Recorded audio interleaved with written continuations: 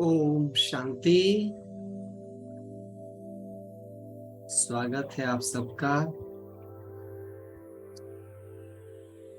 Deep interest में बड़ा अलग लेवल की चीज होती है। होता क्या है कि एक है कि हाँ, सुन के आपको अच्छा लग रहा है, लेकिन उस अच्छे का इम्प्लीमेंटेशन आपने कितना इजी बनाया अपने लिए। देखिए, दो तरह के थॉट प्रोसेस होते हैं। ये मैंने किसी को सुना था, कोई क्लास सुनी थी, तो उससे मुझे बड़ा अच्छा ये समझने के लिए मिला था, और मैंने तब से इसको अपने जीवन में काफी हद तक इसका प्रयोग किया। हमारे जीवन में तीन तरह की सोच होती है, जिसमें से दो तरह की सोच अगर हमारी ठीक हो जाए तो फिर हमारी सब चीजें ठीक हो जाती हैं। एक थिंकिंग कहते हैं फॉर्मूला थिंकिंग, एक थिंकिंग होती है रिफ्लेक्टिंग थिंकिंग, और तीसरी होती है contemplating thinking. Formula, reflecting, contemplating. Formula thinking का मतलब क्या होता है, मैं मतलब से समझा दूंगा, जिनको हिंदी में समझ में आएगी बात मेरी समझ में आ जाएगी। फॉर्मूला क्या होते हैं? Actually we know many things.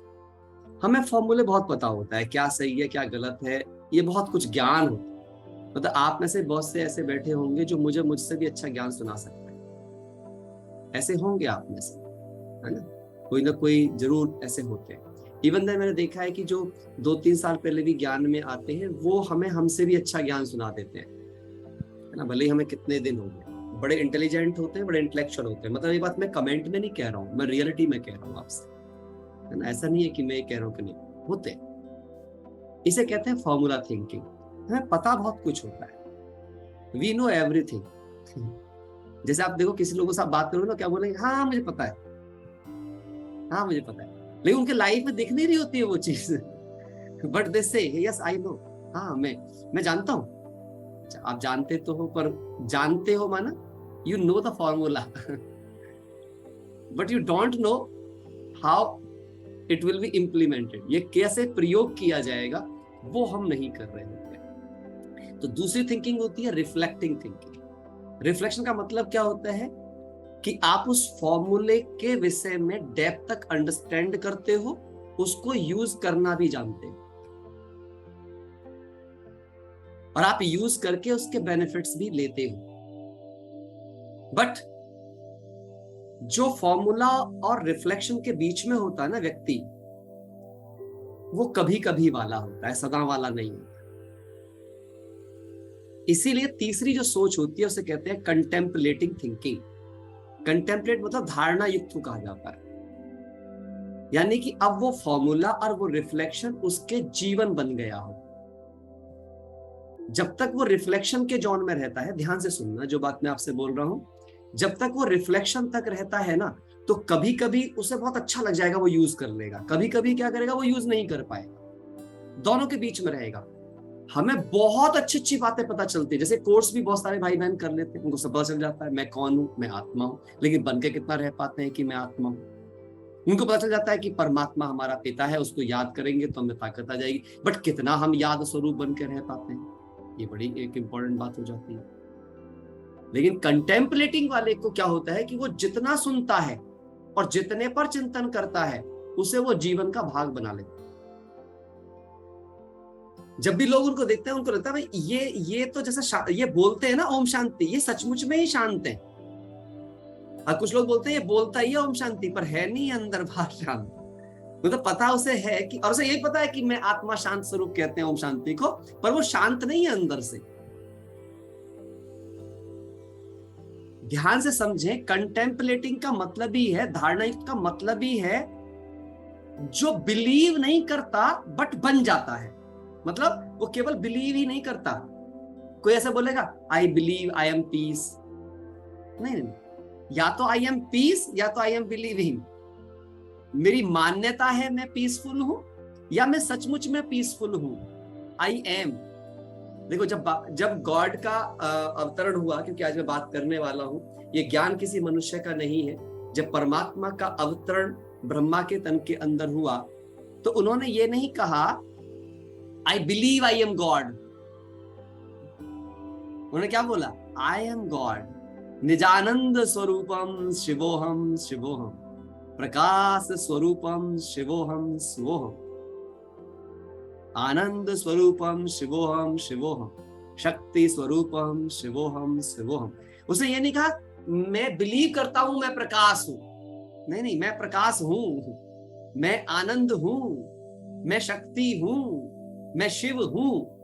आप में से कौन कौन ये बिलीव करता है मैं प्यार हूं, क्योंकि आत्मा 7 गुणों से बनी है। नहीं नहीं, कभी कभी मैं प्यार हूं, कभी कभी मैं नफरत हूं, हमारी हालत ऐसी है। That's why we know everything. हम जानते बहुत कुछ है, बट हम चिंतन बहुत कम बातों पर करते हैं, रियलाइज बहुत कम बातों को करते हैं, और धारणा तो उससे भी कम बातों की करते हैं। एम आई राइट और रॉन्ग?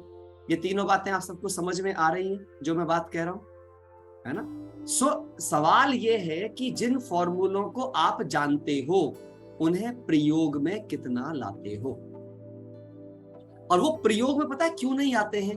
क्योंकि हमें उनकी प्रयोग विधि पता ही नहीं होती है। मैं आपको सच बता रहा हूं, अगर आप सब लोग दूर दूर बैठे हो, मेरे सामने कोई लाइव काउंसलिंग में बैठा हुआ हो ना, तो मैं एहसास करा सकता हूं एक एक को कि परमात्मा के विषय में ना हमें सही से पता है और ना ही हमें उसे याद करने की विधि का कुछ आता पता है। हम सभी के सभी परमात्मा को केवल भावनात्मक रीति से याद कर रहे हैं, यथार्थ रीति से नहीं।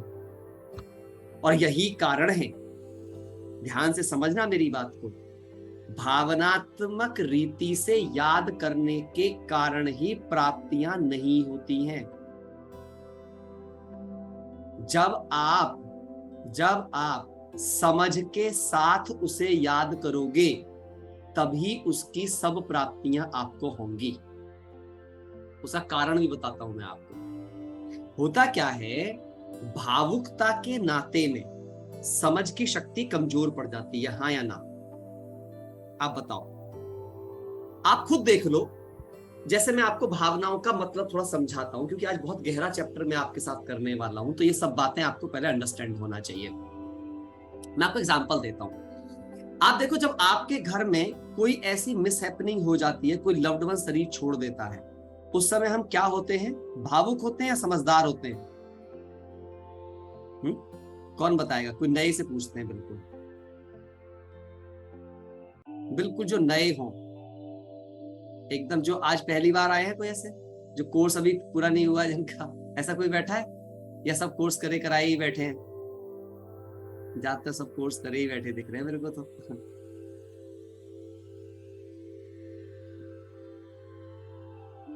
सब पुराने ही दिख रहे हैं भाई। हाँ, जयवीर भाई से पूछते हैं। गुड, यस जयवीर भाई, आप बताइए, जब कभी ऐसी कोई घटना होती है तो व्यक्ति भावुक होता है या समझदार होता है? सर भावुक होता है। होता है। अच्छा, आप खुद देखना, जब वो भावुक होता है तो भावनाओं के बस होकर के वो क्या करता है? दुख व्यक्त करता है। दुख, हाँ जी, दुख व्यक्त करता है और दुख में ही रहता है ना? दुख व्यक्त भी करता है और दुख में ही रहता है। अच्छा, आप ध्यान समझना, उस समय पे आप सबने वो स्टेज अनुभव करी हो कभी ना कभी, जब हम दुख व्यक्त कर रहे होते हैं और दुखी होते हैं तो हमारी समझ काम करना बिल्कुल बंद कर देती है जैसे जी। इसकी पहचान क्या है? इसकी पहचान ये है कि जो मृत व्यक्ति वापस आ ही नहीं सकता, ये पता होते हुए भी कि वो जिंदा नहीं होगा, फिर भी हम विलाप कर रहे होते हैं, हम रो रहे होते हैं, हम दुखी हो रहे होते हैं। समझ कह रही है ये वापस नहीं आएगा मेरे रोने से भी, समझ कह रही है अब ये चला गया है, परमानेंट है।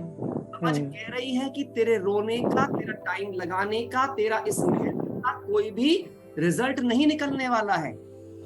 यहाँ पे ज्ञान की कमी हो जाती है। हाँ, मैं क्या बताने की कोशिश कर रहा था आपको, एक्चुअली मैं यही एक्सपीरियंस कराने की कोशिश कर रहा था। जब भावनाएं हावी होती हैं तो समझ काम करना बंद कर देती है। अब मेरा सवाल है, रिजल्ट जिंदगी में समझ से आते हैं या भावनाओं से? समझ से आते हैं जी। लेकिन मैं ऐसा नहीं कहूँ कि भावना का रोल नहीं है, भावना का रोल है, लेकिन भावना समझ के सदा नीचे होनी चाहिए। यदि भावना समझ के ऊपर निकल गई, भावना मुझे एम्पावर्ड करती है, भावना मुझे बल देती है, इसमें कोई डाउट नहीं है, लेकिन उस भावना को किसके कंट्रोल में होना चाहिए? मतलब मन जो है, मन भावना क्रिएट करने का काम करता है, इसका मतलब मन को सदा बुद्धि के नियंत्रण में होना चाहिए, ना कि मेरी बुद्धि मन के नियंत्रण में चली जाए। जी बिल्कुल, समझ आ रही है मेरी बात आप सब? Got it. यही बस मैं आपको बताना चाहता था कि कर्तव्यों में सफलता न होने के पीछे का जो सबसे बड़ा कारण है, या परमात्मा की याद जो है वो भावनात्मक कभी हो ही नहीं सकती। कुछ लोग बोलते हैं नहीं नहीं हमारा बड़ा प्यार है, प्यार में आंसू आ जाते हैं, प्यार में ऐसा हो जाता है। अरे भैया कर क्या रहे हो? भगवान ज्ञान का सागर है, पहली बात। दूसरी बात, उसने आके सब्जेक्ट भी पहला ज्ञान ही पढ़ाया। उसने समझ दी, उसने आत्मिक ज्ञान दिया, आत्मिक शक्ति का ज्ञान दिया, आत्म सम्मान का ज्ञान दिया, आत्मविश्वास का ज्ञान दिया, आत्म गौरव का ज्ञान दिया, हाँ या ना? उसने आकर के भावुक नहीं बनाया, उसने प्रेम समझाया, मोह नहीं समझाया। आंसू किस चीज में आते हैं? When you feel you are losing something, generally ज्यादातर आंसू उस केस में आपको आते हैं जब आपको ये फील हो जाए कि आपका कुछ आपसे छीना जा रहा है, आपका कुछ नष्ट हो रहा है। या तो मांगने की प्रक्रियाओं में चीजें ऐसी होती हैं, या हमारी अटैचमेंट हो जाती है उस चीज में, ऐसी प्रक्रियाएं होती हैं। तो यहाँ पे ये अंडरस्टैंड करना बहुत जरूरी है। अब आप खुद सोचिए कि परमात्मा जो ज्ञान का सागर है ना, तो वो ज्ञान से सहज याद आएगा या भावनाओं से सहज याद आएगा? ज्ञान। अच्छा, यहाँ पे कोई गलत कंफ्यूज मत हो जाना कि ज्ञान और भावना में अलग अलग करने की कोशिश नहीं कर रहा हूं, बस मैं यहाँ पे को ये बताने की कोशिश कर रहा हूं, जो भावनाएं ज्ञान युक्त होती हैं, अंडरलाइन कर लीजिएगा, जो भावनाएं ज्ञान युक्त होती हैं वो सकारात्मक होती हैं, वो शुद्ध होती हैं, वो शक्तिशाली होती हैं। जो भावनाएं ज्ञान युक्त नहीं होती, केवल भावनाएं होती हैं, वो विकारों से युक्त होती हैं। उनमें या तो मोह मिलेगा, या तो लोभ मिलेगा, या तो कुछ मांगने की इच्छा मिलेगी, या तो डर मिलेगा, हाँ या ना? चेक कर लो आप, ये रियलाइज करने की बात है। आप सब इसको शांत मन से सोच कर देख लो, दोनों डिफरेंस आपको आपकी आंखों के सामने आ जाएंगे उभर के। ठीक बात है? क्लियर हो रही है मेरी बात? आईफोन पर जिनका हैंड रेज है वो कुछ पूछना चाहते हैं तो अपना वीडियो ऑन करके पूछ सकते हैं। ठीक, सो अंडरस्टैंड करना है। तो हमें क्या क्या समझना है जी? कुछ पूछना चाहते हैं ब्रदर? अपने को आप अनम्यूट कर सकते हैं अगर आप कुछ पूछना चाहते हैं। ओम शांति भाई जी। ओम शांति भाई जी। हाँ जी, ये बाबा कहते हैं जब हम सूखे सन्यासी हैं तो जो आप आंखों में आंसू का बता रहे हो, तो एक फील भी होता है ना कि अपन किसी अपने से मिलते हैं तो भी आंसू निकलते हैं जी। तो मैं उस बात को समझना चाह रहा था कि वो आंसू क्या चीज है। हाँ, मैं आपको बताता हूँ। आप सबको याद होगा, खासकर जो पुराने हैं वो इस बात को समझ सकते हैं, नयों के रिस्पेक्ट में मैं बता दूं, हमारी जो मातेश्वरी जगदम्बा सरस्वती थे, आपको याद होगा कि उनके बारे में एक बार कहा जाता है कि वो जीवन में सिर्फ एक बार ही उन्होंने आंसू आए। किस बात के लिए आंसू आए थे? कि वो कोई किसी ने कुछ बोला, वो उनको फील हुआ, हर्ट हुआ और उनकी आंखों में आंसू आए। बाबा ने उनको देखा और बाबा ने देखकर कहा, क्या सतयुग में लक्ष्मी रोएगी? तो मम्मा ने बस उसी दिन से प्रण कर लिया कि अब कभी कोई आंसू इन आंखों से नीचे नहीं आएगा। और फिर मम्मा ने बाबा को याद भी किया तो याद में कभी आंसू नहीं आए, खुशी आई, स्माइल चेहरे के ऊपर आई, दिव्यता चेहरे के ऊपर आई, पर कभी कोई आंसू नहीं आया। तो यहाँ पे सूखे सन्यासी की बात नहीं है। बात ये नहीं कि चलो कभी कोई आंसू आ रहा है, पर उस आंसू को आप ही जानते हो कि वो ड्यू टू अटैचमेंट आ रहा है या ड्यू टू लव आ रहा है। लव का जो आंसू होगा वो स्ट्रेंथ देने वाला होगा, उसमें आपको शक्ति फील होगी। लेकिन यदि वो आंसू मोह के वश होगा तो अंदर में कुछ कष्ट की फीलिंग होगी, पीड़ा सी फीलिंग होगी, कुछ खोने की फीलिंग होगी। वो हमें नहीं होना चाहिए। अब ये आप ही समझ सकते हो क्योंकि ये इनर चीज है, ये आउटर चीज नहीं है। इसे आपके लिए कोई और डिफाइन नहीं कर सकता है। आपकी इमोशंस की पावर को आप ही समझ सकते हो कि जो आपके अंदर इमोशन है वो इमोशन है या वो फीलिंग है। आपको याद करिए पहला चैप्टर जब मैंने पढ़ाया था, इमोशन का मतलब होता है energy in motion, agitation in thoughts, विचारों की उत्तेजना, विचारों में गति को इमोशन कहते हैं। लेकिन इमोशन का एक दूसरा फॉर्मेट होता है फीलिंग। फीलिंग का मतलब क्या होता है? Perception by touch. Feeling means realisation of your emotion, अपनी भावनाओं की महसूसता, जो भावना आ रही है उसके प्रति ऑब्जर्वर एटीट्यूड। लिख लो आप, बहुत गहरी चीज बाबा टच करा रहे हैं कि कभी भी आपका जो इमोशन है, अगर आप फीलिंग को समझना चाहते हो तो हमेशा याद रखिएगा आपका observation attitude about your emotion become your feeling. Clear हुई मेरी बात? है ना? इसे ही कहते हैं अंडरस्टैंडिंग, समझ की शक्ति। जब समझ के साथ कोई भी भावना होती है वो आपको कष्ट नहीं पहुंचाती है, बल्कि आपके आगे बढ़ने का आधार बन जाती है, आपको जीवन में अग्रसर रखती है, आपके जीवन में दुखों को महसूस नहीं होने देती है। So right way to remembering God, सही तरीका क्या होता है भगवान को याद करने का, भगवान के कर्तव्यों को याद करने का, आज मैं आप उसके बारे में हम थोड़ा सा और आगे चलेंगे। जैसा कि कल हमने किस बात को समझा था? कल हम सब ने क्या समझा था? तीनों लोकों को समझा था कि तीनों लोक किसके अंदर है? मेरे खुद के अंदर ही है। और इसी से बिल्कुल क्लैरिटी आती है कि तीन लोक का कॉम्बिनेशन यही हो सकता है। आकाश लोक, पाताल लोक, पृथ्वी लोक नहीं हो सकता है, बल्कि क्या हो सकता है? परमधाम स्टेज, सूक्ष्म वतन स्टेज और मूल वतन स्टेज, यानी सॉरी स्थूल वतन स्टेज।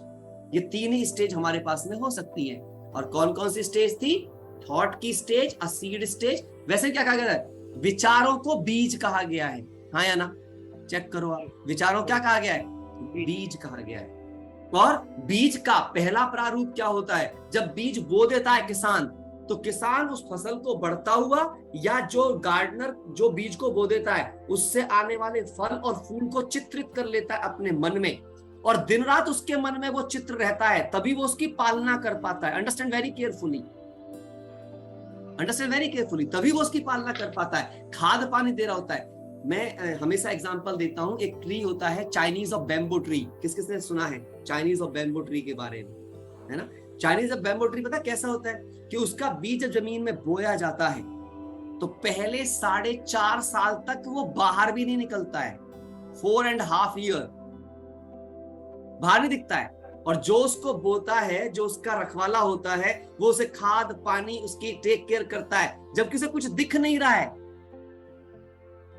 बट ही नोज, परंतु वो जानता है, उसे नॉलेज है कि जैसे ही ये बाहर निकलेगा, बाहर निकल 4.5 साल बाद वो 1 इंच का बाहर निकलता है और अगले 7 से 10 हफ्तों के अंदर अंदर वो 100 फीट का हो जाता है,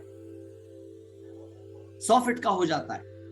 सो ऐसे ही आपके कुछ संकल्प होंगे जिनके, ध्यान से सुनना, बड़ी गहरी सी बात है ये, आपके कुछ संकल्प होंगे, अपने संकल्प के परिणाम मिल गए, बट जिन संकल्पों के परिणाम बहुत जल्दी मिल जाते हैं वो छोटे रिवार्ड देने वाले होते हैं, और जिन संकल्पों के परिणाम ज्यादा दिनों के बाद मिलते हैं, ज्यादा मेहनत के बाद मिलते हैं, इट मींस वो बड़े परिणाम होते हैं, वो बड़े रिवार्ड्स होते हैं।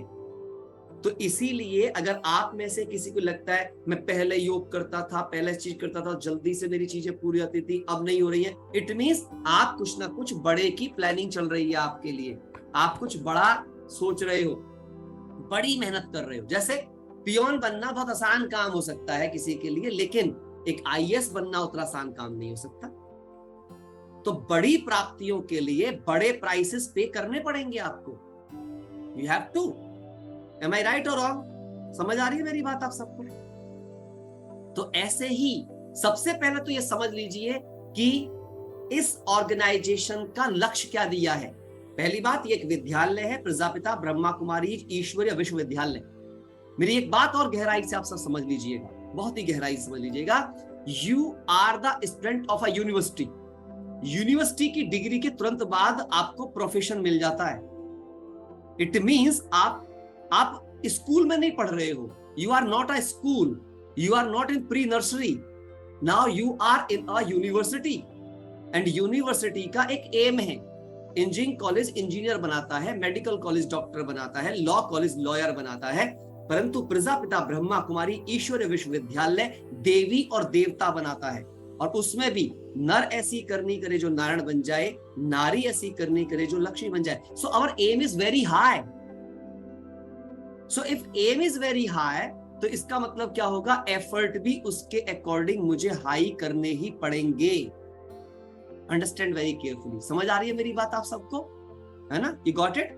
सो इसलिए ये भी मुझे समझ, अब सोच के समझने की बात ये है, क्या समझने की बात है, पढ़ाई करने के कई तरीके होते हैं। आप देखो परमात्मा मुझे बहुत अच्छी बात टच करा रहे हैं, मैं आपको बहुत बढ़िया बढ़िया लॉजिक देने वाला हूं इस पढ़ाई पे, ताकि आपकी सबकी कंसंट्रेशन और ब्यूटीफुल हो जाए। अभी मैं पहले उस चीज पे जाना चाहता हूँ, कुछ और अच्छी बातें बीच में आ रही हैं, तो मैं इनको अभी यहीं पे मैं कवर कर लेता हूँ। ये सभी लोग वीडियो बंद करके बैठे रहते हैं, मेरे को समझ नहीं आता ये सुन भी रहे हैं या कथा सुन रहे हैं। कभी कभी तो खोल लिया करो, कम से कम एक आध बार तो अपना साक्षात्कार करा दिया करो, हमें भी पता तो चलता रहे कि हाँ भाई लोग बैठे हैं, मुझे सुन भी रहे हैं, है ना?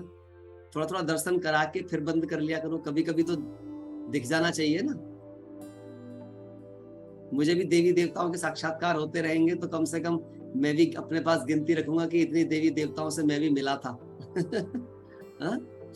चलिए, गुड, अच्छा लगा सबको देख के, जो जो भी ऑन करते जा रहे हैं, थैंक यू, आपने बात को सुन लिया, ग्रेट। सो सबसे बड़ी बात क्या चीज है यहाँ पे समझने के लिए, जैसे देखिए एक ही क्लास के अंदर कई सारे बच्चे पढ़ रहे होते हैं, अब ध्यान से सुनना, यहाँ पे कई सारे बच्चे पढ़ रहे होते हैं, प्रोफेसर सेम होता है, सब्जेक्ट सेम होता है, टाइम पीरियड सेम होता है, पेपर सेम टाइम पे होना होता है, लेकिन नंबर अलग अलग आ रहे होते हैं। क्यों? इट मींस कहीं ना कहीं तो विधि में गड़बड़ कर रहे हैं ना। जो हाईएस्ट कर पा रहा है किसी भी एजुकेशन सिस्टम के साथ जाने के बाद, जो उस एजुकेशन का बेस्ट यूज कर पा रहा है, बेस्ट रिवार्ड ले पा रहा है, इट मींस उसकी विधि राइट है। एम आई राइट और रॉन्ग? हम समझें, इसी ज्ञान को यूज करके कोई सिस्टर शिवानी बन जाता है, इसी ज्ञान को यूज करके कोई दादी जानकी बन जाता है, इसी ज्ञान को यूज करके कोई दादी गुलजार बन जाता है, इसी ज्ञान को यूज करके लोग जगदीश भाई बन जाते हैं, क्या क्या बन जाते हैं। और इसी ज्ञान को यूज करके कोई बहुत साधारण भी रह जाता है। अंडरस्टैंड ये करना है, प्रॉब्लम ज्ञान में है, ज्ञान के मेथड्स में है, अपनी वर्किंग प्लेटफॉर्म में है, कहां गड़बड़ है। इसलिए मेरा जो मकसद है आप सबके साथ वो ये बताना है कि देखिए, मैं पहले भी बोल चुका हूं, फिर बोल रहा हूं, ज्यादा मेहनत से आप देवता नहीं बनेंगे। लिख लो आप बड़ा बड़ा सेंटेंस, ज्यादा मेहनत से आप देवता नहीं बनेंगे, सही मेहनत से आप देवता बनेंगे। आपकी जानकारी के लिए एक और बात बता दूं, ऐसे बच्चे टॉपर नहीं बनते। जब एग्जाम आते हैं फिर वो दिन रात एक कर देते हैं, वो नहीं कभी टॉपर बनते। टॉपर वो बनते हैं जो लगातार 6-8 घंटे की मेहनत पहले शुरू से ही करते हैं, जो आराम से प्रॉपर नींद भी लेते हैं, अपनी मेहनत भी करते हैं, अपना गेम भी खेलते हैं, but they have a schedule, they have proper guideline, they have proper planning. उनके पास प्लानिंग होती है, गाइडलाइन होता है, प्रोसेस होता है, प्रिपरेशन वो सही तरीके से करते हैं। ज्यादा प्रिपरेशन नहीं करते हैं, पर सही तरीके से प्रिपरेशन करते हैं, और इसीलिए वो सक्सेसफुल हो जाते हैं। मेरी बात सही पहुंच रही है आप सब तक जो मैं कहना चाह रहा हूं? Got it? तो अब आपको आज से ये नहीं, मैं कैसे घड़ी घड़ी याद करूं, मैं कैसे 24 घंटे ऐसे रहूं, मैं 1 घंटे पे कैसे मेरा ये मिस वो miss. Please don't be activity conscious. लिख लो आप सबके सब, आप सबको एक्टिविटी कॉन्शियस नहीं बनना है भगवान के बारे में। गॉड फियरिंग नहीं बनना है आपको। यहां पे 90% बैठे होंगे जो भले ही राज्यों को सीख रहे हैं, चल रहे हैं, पर भगवान से डर के ही पुरुषार्थ करते हैं वे आज भी। कोई विनाश के डर से करता है, कोई पुरुषार्थ के डर से करता है, कोई विकारों के डर से करता है, कोई कमजोरियों के डर से करता है। This is not the right way to do the efforts. याद रखना, मेहनत कभी भी इन चीजों पर बेस्ड नहीं होनी चाहिए, अदरवाइज वो मेहनत कभी भी आपको आपके लक्ष्य तक नहीं लेकर जाएगी। आई गारंटी यू दैट, मैं इस बात की 100% आप गारंटी देता हूं। So don't be activity conscious, be quality conscious, be the right pattern conscious, सही विधि की कॉन्शियसनेस लाइए। अब सही विधि क्या होती है, ध्यान से समझिए इस बात को भी। यदि आप ये मानते हो कि आप जो कर रहे हो वो सही तरीके से कर रहे हो, कभी कभी क्या बोलते हैं, मैं आपको एक और आज गहरी बात बता रहा हूं यहां पे लेकर के, ये व्यवहारिक बात भी है। परिवारों में ज्यादातर लोग बोलते हैं मैं तो बिल्कुल सही थी, और वही रो रहा होगा जो कह रहा है मैं सही था। भाई तू सही था, तू क्यों रो रहा है फिर? सही वाले को तो ताकतवर होना चाहिए। हाँ या ना, आप बताओ, जो सही होता है उसे ताकतवर होना चाहिए या रोने वाला होना चाहिए? अच्छा, रो कौन रहा होता है? जो ये कह रहा होता है मैं सही हूं, मैं सत्य हूं, मैं ठीक हूं, वे गड़बड़ है, रो तुम रहे हो। तो गड़बड़ किसमें? आप बताओ ना, गड़बड़ किसमें? फिर गड़बड़ उसमें नहीं है, गड़बड़ आप में है। इस बात को आप हमेशा याद रखें। यदि कमजोरियां, और अच्छा दूसरा, जस्टिफाई कौन करता है? जो झूठा होता है, जो सच्चा होता है। सत्य को कभी सिद्ध करने की जरूरत नहीं पड़ती। अगर आप सच्चे हो तो आप सच्चे हो, जिसको जो कहना है कहता रहे, उसे कहने से थोड़ी मैं वो बन जाऊंगा। ठीक है, एक सेंटेंस हमेशा अपने जीवन में याद रखना, never wait for the approval of others. जिंदगी में कोई भी काम दूसरों के अप्रूवल के लिए करना बंद कर दीजिए, क्योंकि दुनिया में हर मस्तिष्क अलग है और उनका सोचने का तरीका अलग है। यह जरूरी नहीं कि जो आपके माइंड में चल रहा है या जो आपका तरीका है उसको अप्रूव करने के लिए वो कैपेबल भी हों। Understand very carefully. समझ आ रही है मेरी बात? आप सबको सब तक पहुंच रही है ना? सो ये हमें सबसे पहले समझना है। अब मैं आपको क्या बताना चाहता हूं, द होल पैटर्न, जो सारा पैटर्न है इस एजुकेशन का, राजयोग का, इसका मतलब लिख लो आप। इसका एक ही अर्थ है, राजयोग एजुकेशन का एक ही अर्थ है, लिख लो आप बड़ा बड़ा करके अपने पास में, the whole control on your sense organs. Swaraj,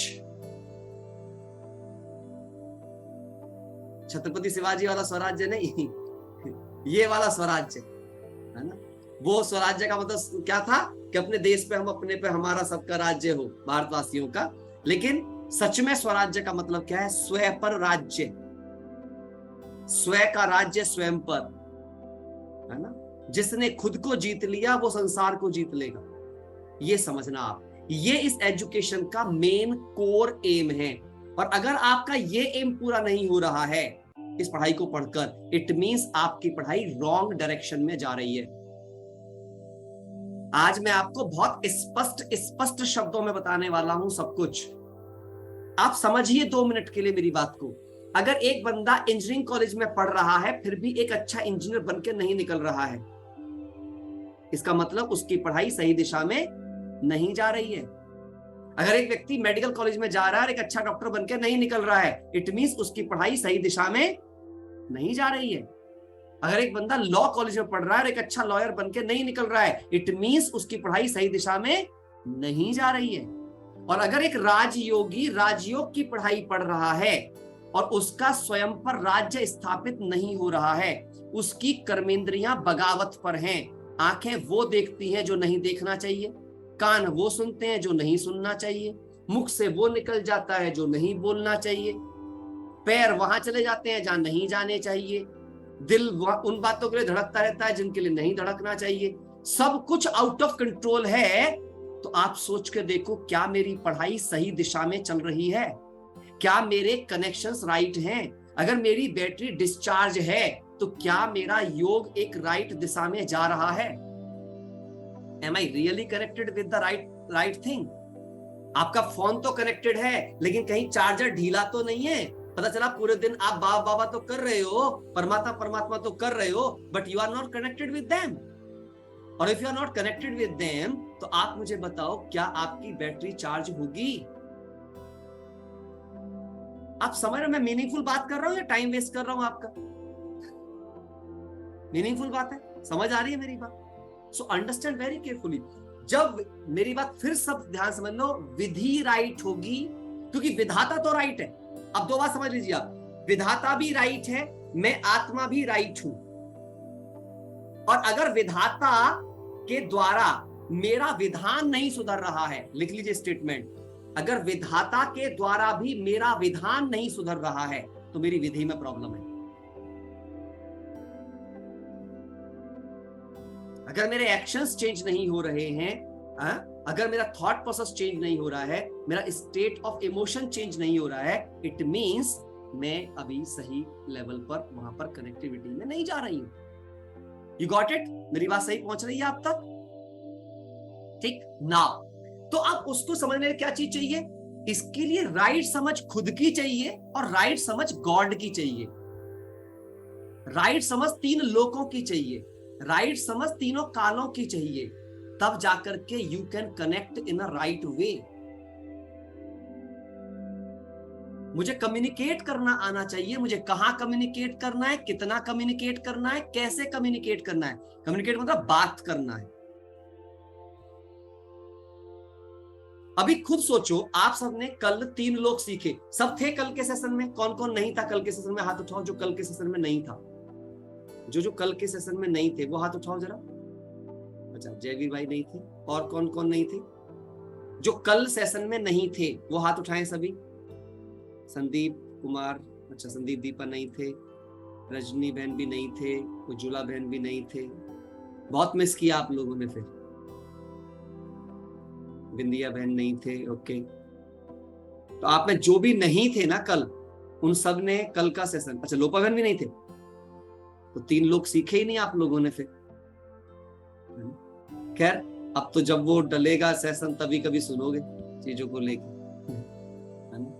all of you missed, वो बहुत बड़ी चीज है ना, वो बहुत प्यारी चीज है। मैंने तो आज सारे दिन उसका अनुभव किया है, बहुत कमाल। किस किस को आज दिन भर में, जिन्होंने कल सुना और आज उसका एक्सपीरियंस किया है, बहुत मजा आया है उनको आज दिन भर के योग में? कुछ अलग डिफरेंस। देखो, कोसी बहन है, सीता बहन, हेमा बहन, सरस्वती बहन, विजय लक्ष्मी, है ना, गुड, मोनिका बहन, ग्रेट, बहुत ही बढ़िया।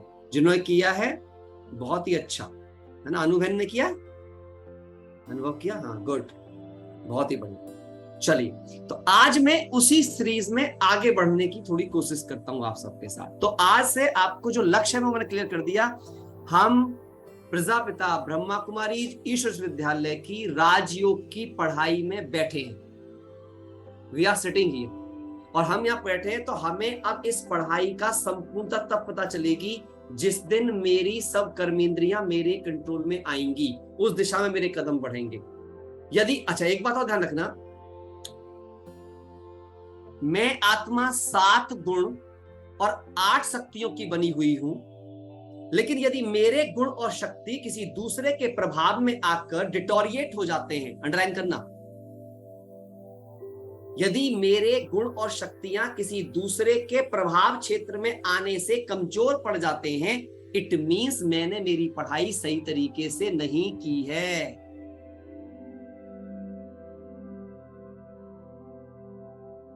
ये बिल्कुल वैसा ही हो गया कि एक बच्चा, अच्छा एक बात और ध्यान दीजिएगा, और गहरी चीज आपको बता देता हूं ताकि फिर मैं आपको और आगे लेकर के चलूं। ये कुछ सावधानियां थी आज इस पढ़ाई की जो आप सबको पता होना चाहिए। एक और गहरी बात मैं बताता हूं, आप मुझे खुद बताइए, यहाँ पे जैसे आकाश पढ़ाई कर रहे हो अभी? आप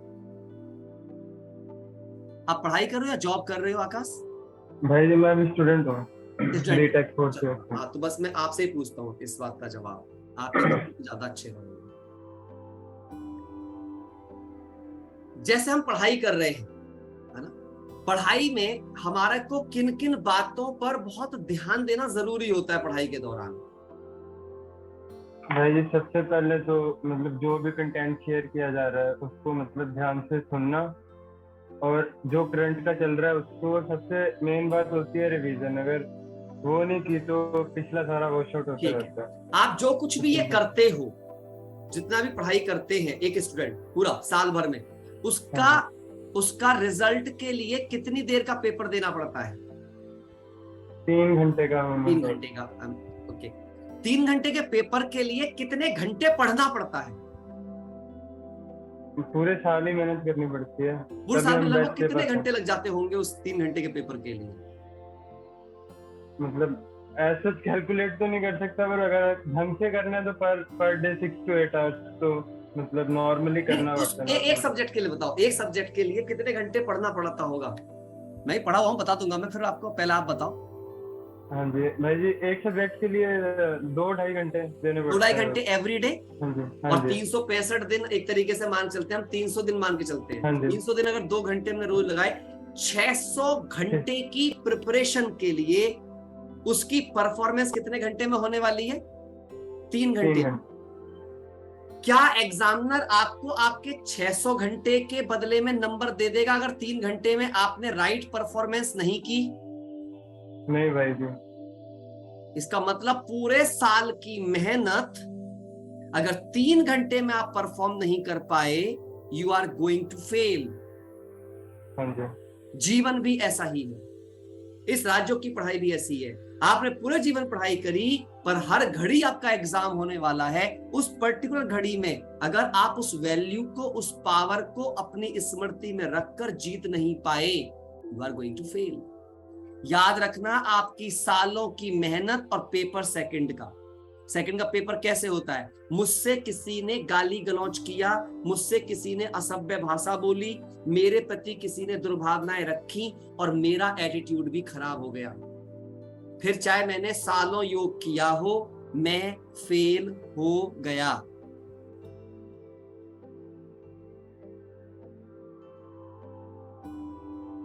अंडरस्टैंड वेरी केयरफुल। समझ आई इतनी आपको इंपॉर्टेंस पढ़ाई की?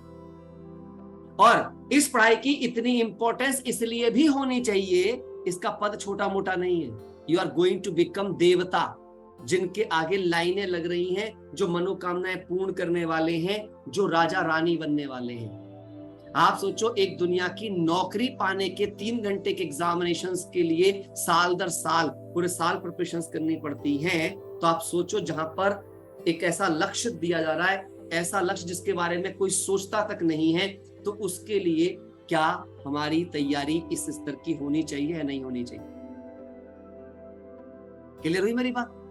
सो प्रिपरेशन का समय हमेशा ज्यादा होता है, परफॉर्मेंस का समय छोटा होता है, लेकिन आपका रिवार्ड प्रिपरेशन पे डिपेंड नहीं करता। किस पे डिपेंड करता है? परफॉर्मेंस पे। आपने परफॉर्म क्या किया, कितना किया। हाँ, प्रिपरेशन उसकी फाउंडेशन है, अगर प्रिपरेशन अच्छी है तो परफॉर्म अच्छी होगी। लेकिन आपने प्रिपरेशन बहुत अच्छी करी, लेकिन परफॉर्मेंस के टाइम पे दिमाग खराब हो गया, आपने परफॉर्म नहीं करके आए, तो क्या एग्जामिनर इस बात को कंसीडर करेगा कि आपने प्रिपरेशन बहुत अच्छी करी थी, चलो कोई बात नहीं, आप परफॉर्म नहीं कर पाए, मैं आपको पास कर देता हूं? Could they? Not at all. So इसका मतलब क्या हो गया? जहां भी आपकी पूरी यात्रा में सावधानी हटेगी, वहीं आपके साथ दुर्घटना घट जाएगी। सो आपकी preparation till your performance over, जब तक की परफॉर्मेंस पूरी नहीं हो जाती, कंटिन्यू रहनी चाहिए। समझ आ रही मेरी बात? क्लियर हो रही है? ठीक है। तो आज हमने सावधानियों पर बात करी। इस पढ़ाई की पूरी सावधानियां क्या रखनी है, पढ़ाई को थोड़ा अच्छे से करना है।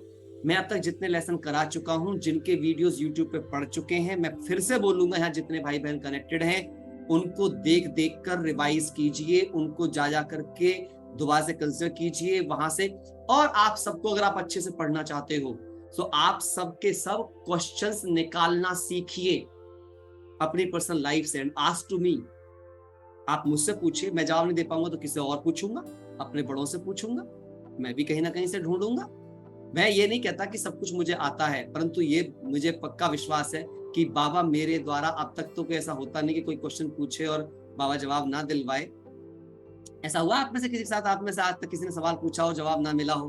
कोई यहाँ बैठा हो तो मुझे बताओ, क्या अभी तक आप लोगों के सवालों के जवाब जिसको ना मिले हो? सब जवाब मिल रहे हैं आप सबको, है ना? तो बाबा दिलाता। तो इस बात को आप निश्चिंत समझ लो, आप सच्चे दिल पे साहिब राजी, बस आप दिल सच्ची रखो और पूछो। कभी भी सत्य, मैं तो हमेशा बोलता हूं, सत्य वचन महाराज करने की जरूरत नहीं है आप में से किसी को भी। इस कोर्स में कोई भी किसी बात को तब तक स्वीकार मत करो जब तक आपका दिल और दिमाग उसे स्वीकार ना करे, तब स्वीकार करो। ठीक बात है? चलिए, तो मैं थोड़ा सा करा देता हूँ जो मैं आगे की चीज शुरू करने वाला हूँ। एटलीस्ट शुरू तो मैं आज कर ही देता हूँ जो चीज मैं आपसे कहने वाला था, और बहुत डीप चीज तो आज मुझे लेने का मन है आप सबके साथ।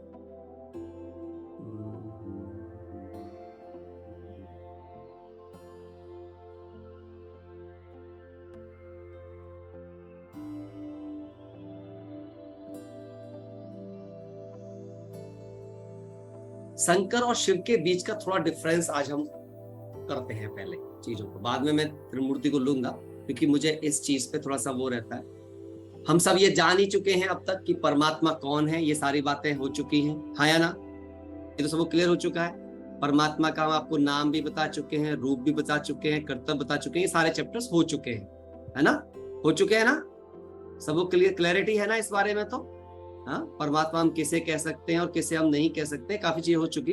लेकिन जब शिव को हम परमात्मा कह देते हैं तो वहां पे शिव और शंकर का भेद जानना बड़ा महत्वपूर्ण हो जाता है, क्योंकि दुनिया में शिव और शंकर को एक मिला दिया है। अब पता है, मैं यहाँ पे एक बात गहराई से आपसे कहूंगा, जब भी कोई एक बात कहता ना कि शिव और शंकर एक हैं, तो कभी डिनाई मत करो, स्टार्टिंग में डिनाई मत करो, लेकिन आप उनसे सवाल पूछना शुरू करो और फिर उन सवालों को पूछते पूछते उनको उनके रियलिटी तक पहुंचाने का प्रयास करो। और आप खुद भी पहले अपने आप से सवाल पूछो। जैसे मैं आपसे एग्जांपल के तौर पर पूछता हूं, देखिए यहाँ पे दोनों से आप इन चीजों को देखें। कभी कभी कुछ लोग क्या बोलते हैं इन दोनों को देखने के बाद, मैं आपसे बताता हूं। पहले वो बोलते हैं कि एक सूक्ष्म रूप है, एक स्थूल रूप है। मैंने जब कई बार, क्योंकि बड़े बड़े समझदार लोग मिलते हैं इस दुनिया में, पता नहीं है, मतलब सबकी लाइट जगी हुई है गौतम बुद्धा की तरह, वो हर कोई लाइट दिखाने को तैयार बैठा अपने ज्ञान की, और पता नहीं चलता कि लाइट है ही नहीं वहां पे, ट्यूबलाइट बुझी पड़ी है। सच बात तो ये है, जैसे उनसे सवाल पूछ जाते हैं फिर उनकी लाइट जो है बंद होनी शुरू हो जाती है, गौतम बुद्धा गायब हो जाता है फिर उनका, है ना?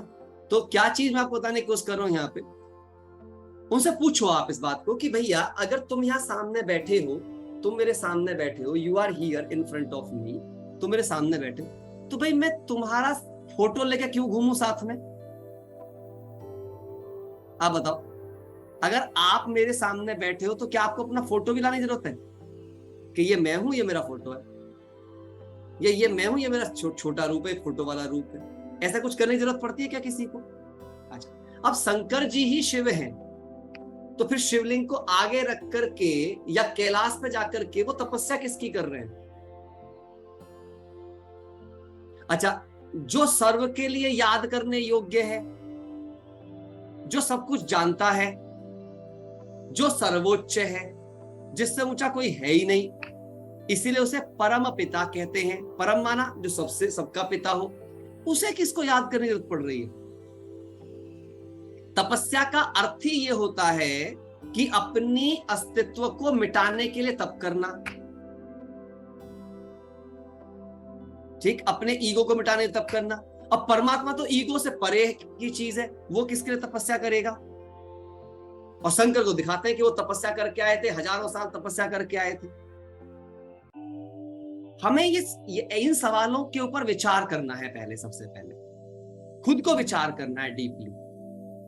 सुनी सुनाई बातें नहीं, अंडरस्टैंड करो कॉन्सेप्ट। फिर मैं लोगों से एक सवाल पूछता हूं हमेशा, जो आप अपने आप से पूछो और दूसरों से भी पूछो। क्या सवाल पूछो? आप एक सवाल पूछो सबसे कि अच्छा चलिए, मैं आज आपके सामने शंकर के तपस्वी रूप के कुछ परसेप्शंस रखूंगा। आप अपने से पूछिए कि इन परसेप्शंस के हिसाब से शंकर को याद करना बेटर है या जैसे आज तक आप याद करते आए हो वैसे करना बेटर है। क्लियर हुई मेरी बात? सो स्पिरिचुअल सिग्निफिकेंस कंपैरिजन करेंगे अब हम यहां पर। फॉर एग्जाम्पल, मैं शंकर को इस रूप में याद करूं कि भाई उनके गले में सांप है, ठीक? अच्छा, अब एक बताओ कैसा लगेगा एक आदमी अपने गले में सांप डाल के घूम रहा हो आज भी दुनिया में? ज्यादातर जनता उसे डर के भागेगी या उसके पास को आएगी? दूर भागेगी ना। और परमात्मा का और बच्चों का रिश्ता करीब आने का है या दूर भागने का है? ठीक है, वो उनको मान लेंगे, परमात्मा नहीं डरेंगे सांप से, चलो ऐसा मान लो, थोड़ी देर के लिए परमात्मा मान के उनको नहीं डरेंगे। हमें तो लगेगा ना भाई डर, हम तो परमात्मा नहीं है ना, हमें तो डर भी है, कोई जाएगा पास में? अब उनसे पूछो कि अगर मैं सांप की तुलना विकारों से करूं कि विकारों को मैंने जीत लिया, तब ज्यादा बेहतर है, या मैं सर्प को सर्प एक स्थूल रूप में देखूं वो ज्यादा बेहतर है? एक ऐसा मन जिसने विकारों पर विजय प्राप्त कर ली, मुझे ऐसा बनने की प्रेरणा मिल रही है उनसे, ये एक सही परसेप्शन है शंकर को देखने का, या गले में सांप? दूसरी बात, उनके गले में दिखाते हैं जी उन्होंने सारे दुनिया का विष पी लिया, और विष पिया लेकिन कहां रख लिया? कंठ में रख लिया, क्योंकि हृदय में उतर जाता तो उनकी मृत्यु हो जाती। अब आप प्रैक्टिकली सोचो, पहली बात तो क्या भगवान की मृत्यु हो सकती है? जो जन्म मरण से न्यारा है उसकी मृत्यु कैसे हो सकती है? कथाकार ऐसी बातें बताते हैं कि भाई उनकी मृत्यु हो जाती अगर वो हृदय में उतर जाता, इसलिए उन्होंने उसे किस में रख लिया? कंठ में रख लिया आपने। अब सवाल ये है, ध्यान से सुनना जो मैं स्टेटमेंट बोलने वाला हूं आप सब सामने। अब एक तरीका ये जी, कंठ में रख लिया, कहानी हो गई, अरे सारे दुनिया का विष पी गए करके। अब वो विष क्या है? वो विष क्या है? वो दूसरों के द्वारा कही गई कड़वी विकारी दुष्प्रवृत्ति की बातें हैं। अब सपोज करो किसी ने आपसे दुष्प्रवृत्ति की बातें करी, कड़वी बातें करी, विकारों वाली बातें करी, आपके लिए अपशब्दावली का प्रयोग किया गया, कुकृत्य किए गए, उन सबको आपने कंठ तक भले ही ले गए लेकिन हृदय में नहीं जाने दिया। हृदय में जाने से मतलब क्या था? भावनाओं पर असर ना पड़ना। किसी की बुराई को अगर आपने अपने भावों में शामिल कर लिया तो आप कभी भी उसके प्रति भाई का भाव नहीं रख पाओगे। फिर जो आत्मा भाई भाई कहा गया, सभी को भाई भाई की दृष्टि से जो देखना है, वसुधैव कुटुंबकम की जो भावना बनानी है, वो बन ही नहीं सकती। It going never to happen. क्यों? क्योंकि दिल में अपराध रहेगा। दिल में वो सामने आते ही अगर उस, और दिल इस वाले दिल की बात नहीं चल रही है कायदे में, तो वो आत्मा के दिल मन की बात चलती है। ये वाला दिल तो खाली पंप करने का काम करता है।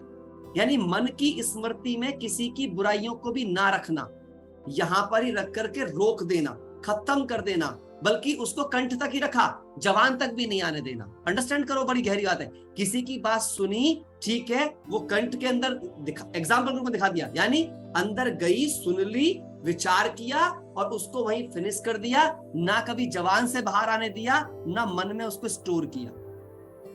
अब उनसे पूछो कि कौन सा एटीट्यूड बेटर है जी? ऐसा करने के लिए उनमें और चीज दिखाई गई है। क्या चीज दिखाई गई है? लटाओं से गंगा निकली।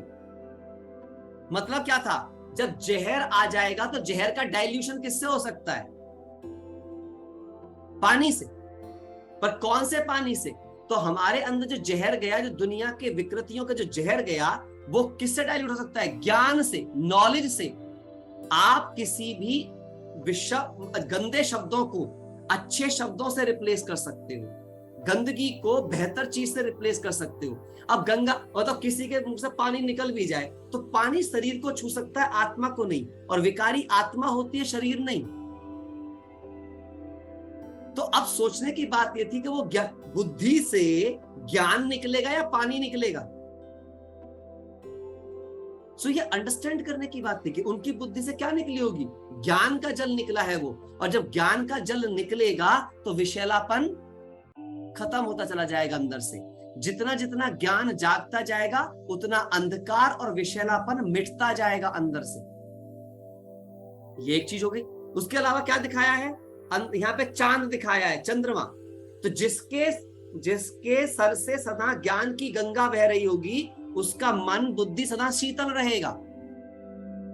तो जो दिखाते हैं कि शंकर को कभी क्रोध आ गया, ऐसा हो गया, वैसा हो गया, आ ही नहीं सकता। क्रोध कहां से आएगा? शीतलता हो गई, हाईएस्ट शीतलता हो गई उसके अंदर। और आप ये सोचो कि जिसके बुद्धि से सदा ज्ञान बरस रहा हो, मन में सदा शीतलता धारण हो गई हो, जिसने जहर को कंठ पे ही रोक दिया हो, जिसने विकारों को गले का हार बना लिया हो, अब आप बताओ वो कैसा व्यक्तित्व बन जाएगा? वो एक ऐसा व्यक्तित्व बन जाएगा जो सभी के लिए आदर्श प्रेरणा हो जाएगा, जो संसार में व्यवहार की और चरित्र की जीती जागती प्रेरणा बन जाएगा। उसके अलावा क्या दिखाया? तन पर वस्त्र नहीं। तन पर वस्त्र नहीं होना किस बात की स्थिति है? कोई आकर्षण, शंकर को देखकर कभी किसी को आकर्षण नहीं हो सकता। मतलब वो ऐसा तपस्वी वो होता है जो ना किसी को स्वयं पर आकर्षित करे, ना खुद किसी पर आकर्षित होवे। इसीलिए आप देखो शंकर को सदा कैलाश पर दिखाते हैं, उसे कहीं जाने जरूरत नहीं पड़ती थी। सारे देवता भटकते भटकाते, जब कहीं बात नहीं बनती थी तो कहां आते हैं? शंकर के पास आते हैं। They do not need to go anywhere else. वो किसी पर आकर्षित नहीं होते थे, किसी गहने पर आकर्षित नहीं होते थे, किसी चीजों पर आकर्षित नहीं होते थे, इसलिए उन्हें किसी प्रकार के आभूषण नहीं दिखाए जाते हैं, क्योंकि तपस्वी माना हर प्रकार के स्थूलताओं से परे, इसीलिए वस्त्र भी नहीं दिखाए जाते उनको। सोच के देखो आप, त्रिशूल दिखाते हैं, है ना? त्रिशूल किस बात की पहचान दिखाते हैं? जो तीनों कालों को जानता हो, तीनों लोकों का ज्ञान अपनी बुद्धि के अंदर स्पष्टता से रखता हो, और 3 प्रकार के युद्धों के बारे में बताता हो, अणु युद्धों के बारे में, ग्रह युद्धों के बारे में, और बाकी सब जो संसार का युद्ध होने वाला है उसके बारे में। 3 तरह से युद्ध होना है, उस बात के प्रतीक को दिखाता हो। अब उनसे पूछो कि अगर मैं इन प्रतीकात्मक चीजों को प्रतीकात्मक रूप में अपनी बुद्धि में रखता हूं, तब मेरे जीवन में ज्यादा बदलाव आते हैं, या मैं शंकर जी का वैसे ध्यान करता हूं तो ज्यादा बदलाव आते हैं? तीसरे नेत्र की बात कही गई है। यहाँ पे किसका नेत्र हो सकता है? ये विजडम आई की बात होती है। जो व्यक्ति मन को शांत रखेगा, बुद्धि में ज्ञान को रखेगा, विकारों को जीत लेगा, दूसरे की बुराइयों की स्मृति में नहीं रखेगा, क्या उसकी विजडम सदा जागी रहेगी? नहीं जागी रहेगी। और जब उसकी विजडम जागी रहेगी तो आप सोचो वो विजयी रहेगा या नहीं रहेगा? इसीलिए देवों का देव महादेव कहते हुए उनको यह माना गया कि हर समस्या का समाधान अगर किसी के पास हो सकता है तो वो किसके पास हो सकता है? महादेव के पास हो सकता है, शंकर का। तो जो तपस्वी स्वरूप होता है इंसान का, वो सदा विजयी स्वरूप होता है, और वो इन सब चीजों का जो संगम है, इनके प्रतीकात्मक चीजों को समझने से ही हमारा जीवन कैसा बन सकता है? एक तपस्वी स्वरूप जीवन बन सकता है, एक विजयी जीवन बन सकता है। आप किससे पूछो कि शंकर जी को आप वैसे भी याद कर सकते हो जैसे आज तक करते आए हो, और आप इन सब प्रतीकात्मक अर्थों को समझकर, उनको देखते हुए, इन्हें अपने जीवन का लक्ष्य बनाते हुए याद कर सकते हो। Which is better?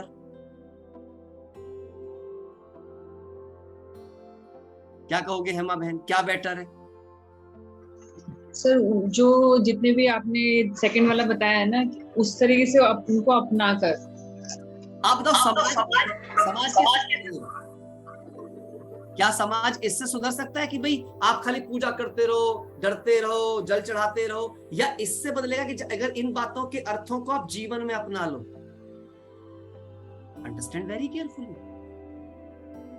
सो जब आप ऐसे ही उन सब अर्थों को, अभी मैं बहुत और गहरी चीजें मेरे पास में है इसके बारे में भी, अभी धीरे धीरे हम और भी बातें करेंगे, टाइम ज्यादा हो गया है, नेक्स्ट सेशन में हम फिर से करेंगे, क्योंकि हम परमात्मा के विषय में हर वो बात समझेंगे पूरी स्पिरिचुअलिज्म के साथ जिससे जीवन पूरी तरह बदल जाए।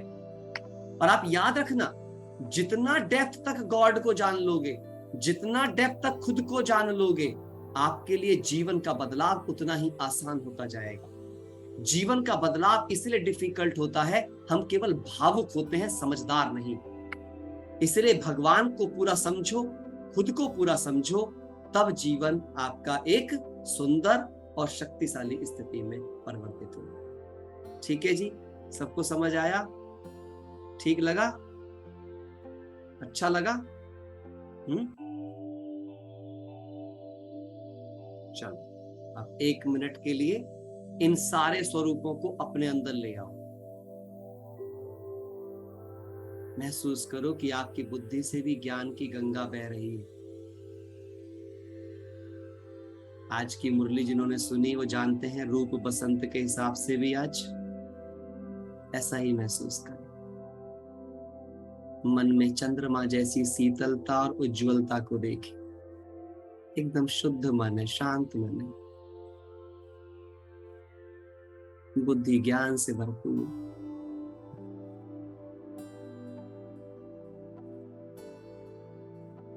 देखो सारे मनोविकार जीत लिए हैं।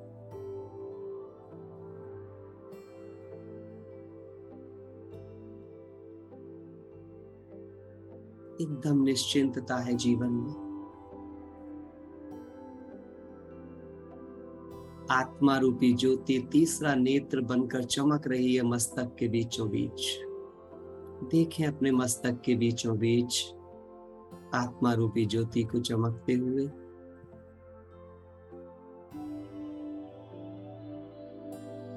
अभी हर एक्टर के पार्ट को देखें, सबको क्षमा कर दें आज। किसी की भी बात हृदय में नहीं रखनी है, सब बहुत अच्छे हैं क्योंकि सब प्यारे बाबा के बच्चे हैं, मेरे भाई हैं।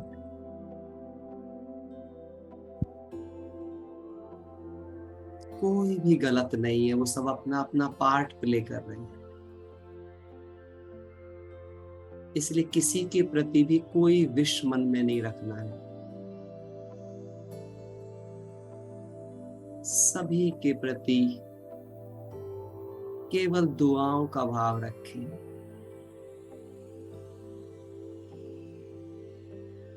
सबको क्षमा कर दें।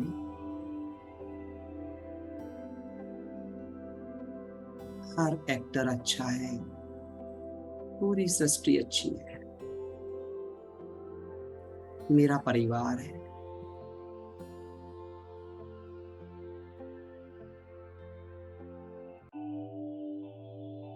मैं तपस्वी राज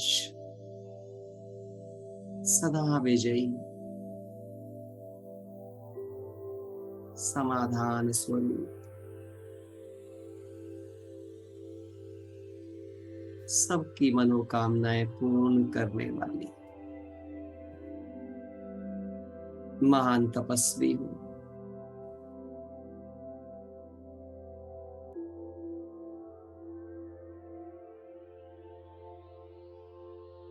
ओम शांति।